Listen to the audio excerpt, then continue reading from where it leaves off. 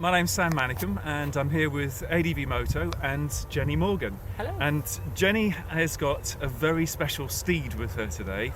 Jenny, why is this bike so special? Well, it's the first BMW 310 GS in the United States that's got the Rally Raid kit fitted to it. So it's a new bike out this year, pretty much in most world markets, but particularly the US. It's starting to come through to the dealers now. But we were very lucky back in the UK last year. Towards the end of last year, we got one of the first UK models. And John from Rally Raid Products in the UK was able to get to really know the bike and to work on a similar adventure kit to sort of upgrade the wheel and suspension package. The GS is a great entry-level bike. It's about a $6,000 price point, which is going to appeal to new riders potentially, but also we thought it made a great platform bike to modify.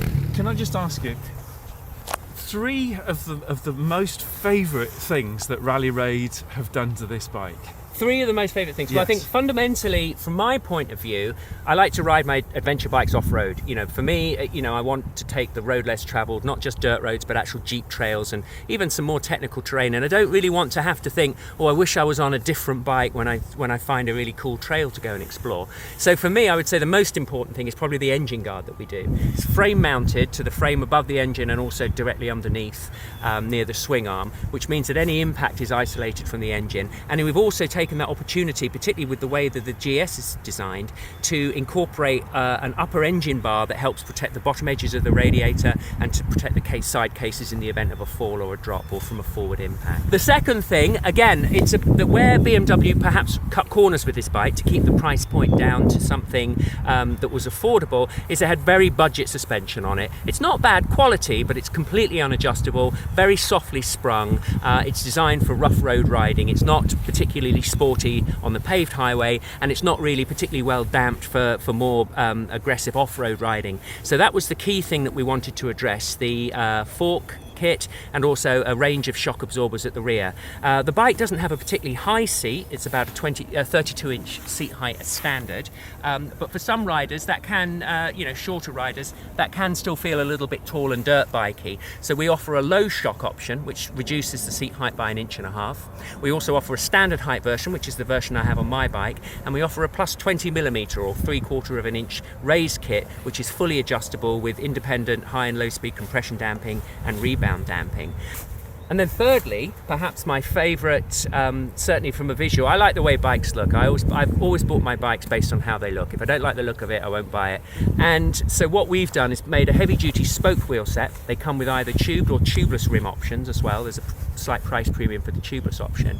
But they're basically built to the same standard that we build our rally wheels for our KTM 690 and also the Honda CB500X adventure kit that we do. So they're a very strong spoke and wheel set. I mean, they stay true. And fundamentally, we design our own hubs in-house so that the hubs are designed to be a direct bolt-on. They take the OEM size bearings and seals.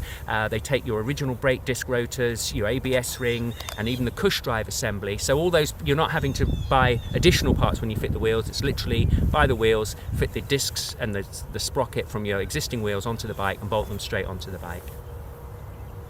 One other thing that a lot of people, one of the comments that from the initial launch of the bike is that they felt the handlebars were quite low, and I mean, they're not particularly cheap looking, but they're a standard steel 7/8 handlebar.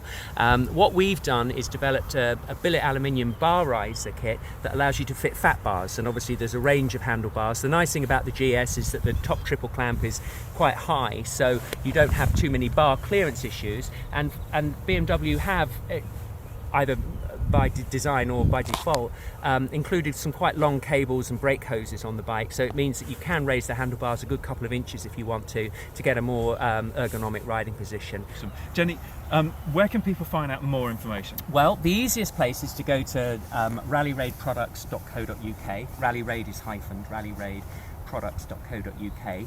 All of the parts are on there. There'll also be a link to a dedicated website, G310gsadventure.com, which will be up and running in the next couple of weeks, and that will have lots of information about the development bikes that we used in Australia and about my own bike, and also featuring Amy Harburg, an Australian rider who's actually riding her bike, again, a G310 GS with the adventure kit on, all the way back from Mongolia to the United Kingdom over the summer. So we're really intending to show that you can have a, a smaller bike can equal a bigger adventure.